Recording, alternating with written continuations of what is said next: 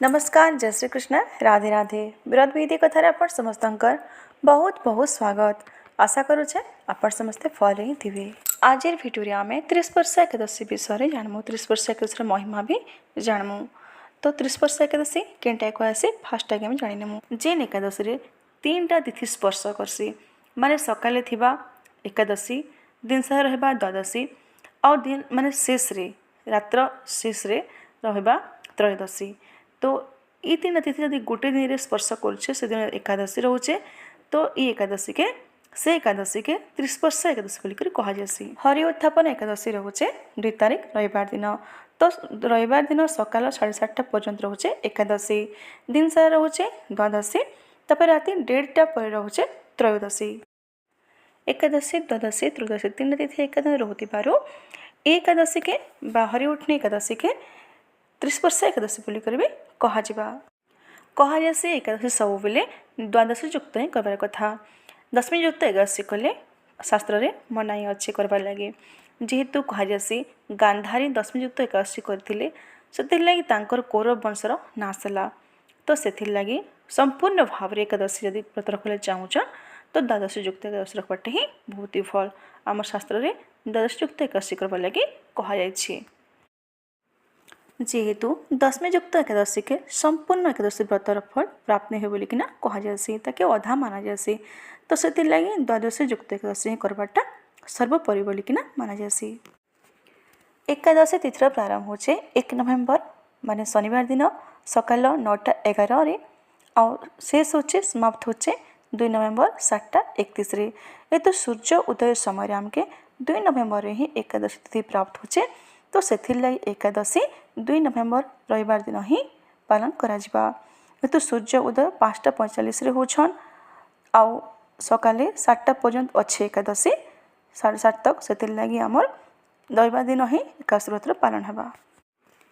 30 वर्ष एकादशी से दिन रहे जे दिन के 3टा तिथि स्पर्श करसी गोटे दिन एकादशी रे एकादशी द्वादशी और त्रयोदशी 3टा तिथि रोहुआ ताके 30 वर्ष एकादशी बोलिकिना कहुसी। बहुत ही दुर्लभ माना जासी एकादशी के जेहेतु इटा केबे क्वचित ही पड़ जासी माने सब बेले प्राय नहीं पड़े सामान्य एकादशी भलिया नहीं रहे। ये तिथिटा 3टा तिथि गोटे दिन रहबाटा बहुत ही कम हेसी किंतु तार पुण्य तार महिमा बहुत रहसी। 30 वर्ष एकादशी महिमा रे भगवान शिव नारद मुनि के कहसन हे विप्र मैं भी आपण के 30 वर्ष नामक व्रतर महिमा कहवा के चाहे ध्यान पूर्वक श्रवण करन। 30 वर्ष एकादशी व्रत फल रे समस्त पाप नष्ट हेसी और मनुष्य के मोक्षर प्राप्ति हेसी।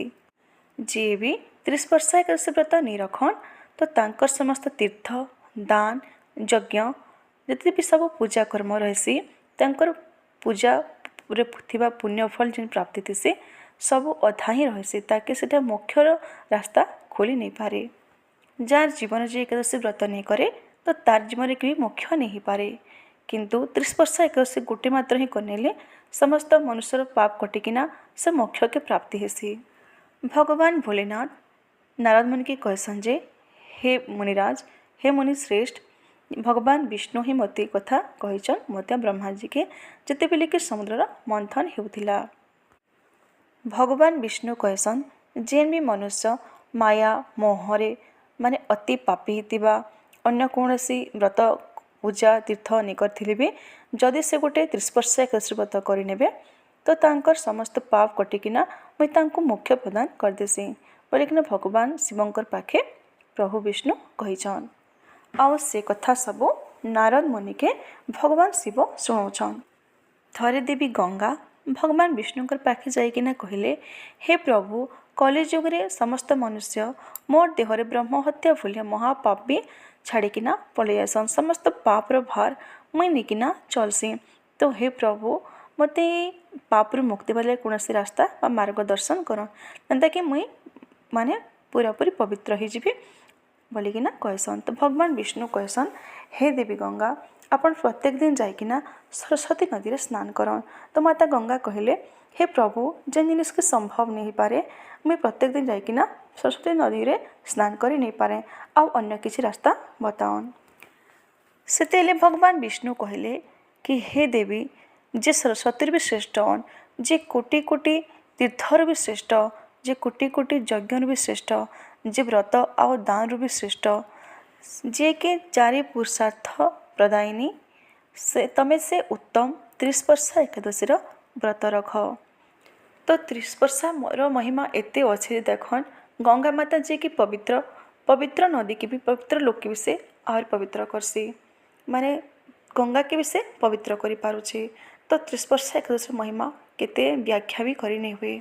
भगवान शिव नारद मुनि के आर कहसन महिमा रे 30 वर्षार कि हजारे हत्यार पापर विनाशर सामर्थ्य रखसन 30 वर्षा एकादशी, जेनता कि रघुवीर जाके 8 हत्या दोष लगी से भृगु ऋषिंकर उपदेश रे 30 वर्षा एकादशी पालन रे सेतनु मोक्ष पाइथिले, मुक्ति पाइथिले। देवगुरु बृहस्पतिंकर उपदेश मानिकिना इंद्र भी व्रत रखिकिना ब्रह्महत्या दोषरू मुक्ति पाइथिले। भगवान शिव कहसन कि हे मुनिश्रेष्ठ, घरे थाइकिना भी प्रत्येक मनुष्य तांकर जीवन मोक्ष के पाई पारबे। प्रत्येक तीर्थर व्रतर पूजार यज्ञर सबुथिर पुण्य से अर्जन करें केवल एकादशी व्रत रखिकिना। आउ तार संगे 30 वर्षा एकादशी रही जाऊे एकादशी जेनटा कि एक फल माने गोटे गुणा दान हेसी 100 गुणा पुण्यफल प्राप्ति हेसी। 30 वर्षा एकादशी लक्ष गुणा अनंत गुणा फल दायी हेसी। व्रत भितर जेते ही श्रेष्ठ सब व्रत भितर होचे एकादशी, आउ तान श्रेष्ठ होचे एकादशी भितर 30 वर्षा एकादशी, जेनटा कि एकादशी व्रत 1000 गुणा फल प्रदायिनी हेले 30 वर्षा एकादशी होचे लक्ष गुणा कोटि गुणा फल प्रदायिनी। आहरी भगवान भोलेनाथ कहसन कि हे मुनिश्रेष्ठ शुणन, जे भी मनुष्य 30 वर्षा एकादशी व्रत रखसन तांकर मृत्यु पर तांको पिंडदान कौन आवश्यकता नहीं पड़े, जे तांकर आत्मार सद्गति हो जाए से परम धाम के प्राप्त हो जासन। तो तांकर जीवन अंत पर तांको पिंडदान नहीं कले भी तांकर आत्मार कौन प्रकार माने अधोगति नहीं पारे, से सुगति ही प्रदान है तांको और तांकर जीवन से तांकर मोक्षर बाट रास्ता खोली नसन। जेनटा कि मृत्यु पर करथिबा पिंडदान बा सब अंतिम संस्कार जेन रहे आम 16 संस्कार भितर हेसी से सब संस्कार विषय कौन प्रकार तांको आवश्यकता नहीं रहे, से तांकर जीवन मोक्ष निजे ही तांकर हाथे लिखि देसन। तांको ना व्रत उपवास ना पूजा ना यज्ञ करबा के पड़सी और ना कौन दान करबा के पड़सी, केवल एकादशी व्रतर 30 वर्षा एकादशी व्रत धारण और राति जागरण ही तांको से पुण्यफल प्राप्ति ही जासी। आहरी भगवान भोलेनाथ कहसन कि 30 वर्षा एकादशी कलिजुग अति ही दुर्लभ, से गोटे वरदान हिसाब रे मनुष्य लगे रहीछन।